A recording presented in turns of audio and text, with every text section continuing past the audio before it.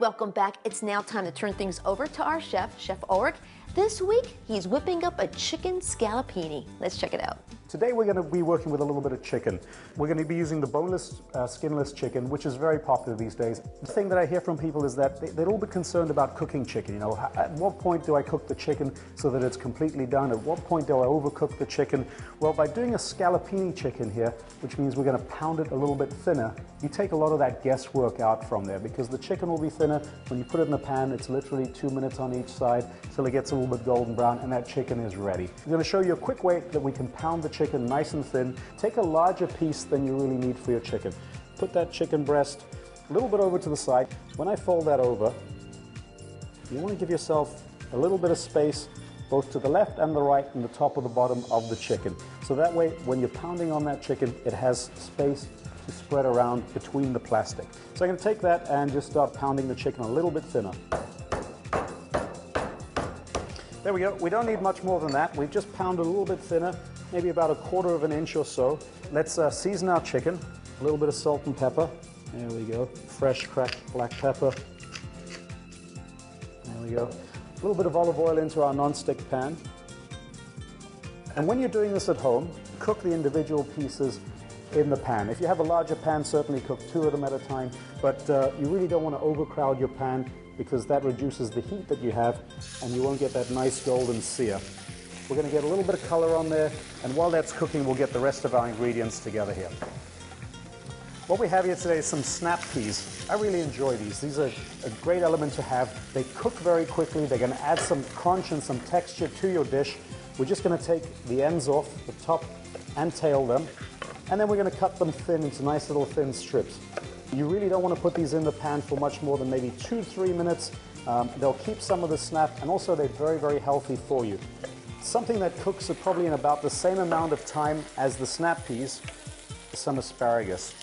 We're just going to take the asparagus, line them up on your cutting board, about 1 inch or so.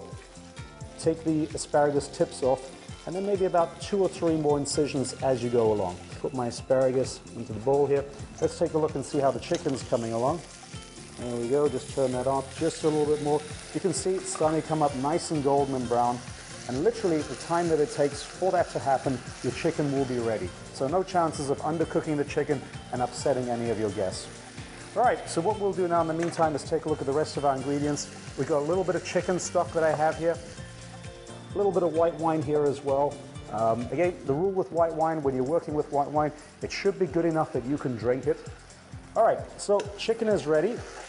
And you can test it with your finger. Just push down on the chicken like this. You want a little bit of resistance. You want a little bit of bounce. As you can see, as I touch that, it's coming back again. And that means that it's ready. Put that on a plate there.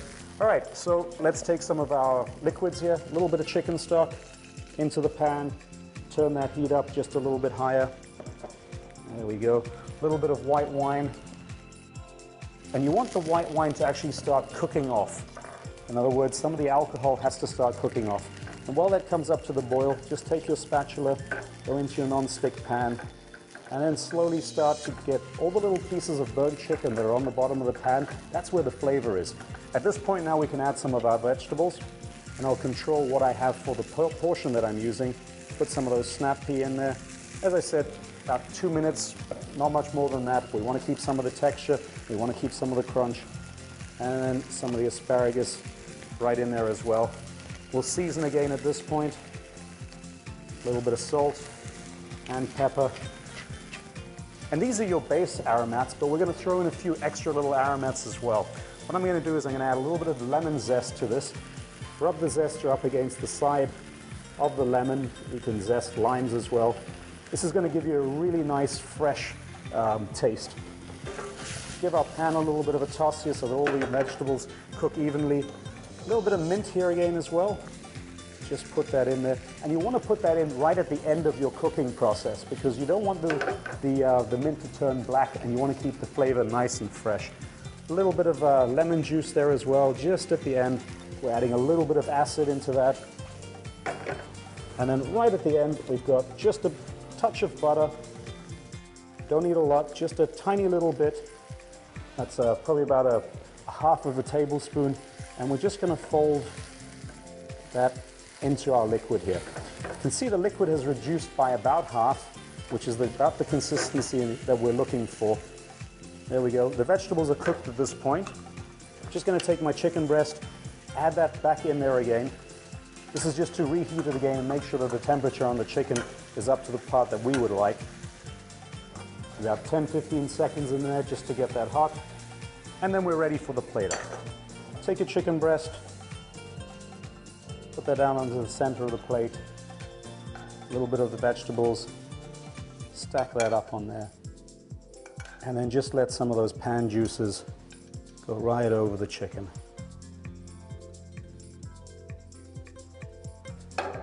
There we go. And again, another easy dish that I know that you can all make at home. And once you try this and see how easy it is, you can substitute some of the proteins again as well. Now, if you missed jotting this recipe down, or if you want to catch it again, check it on our show's website, yourlifetv.com.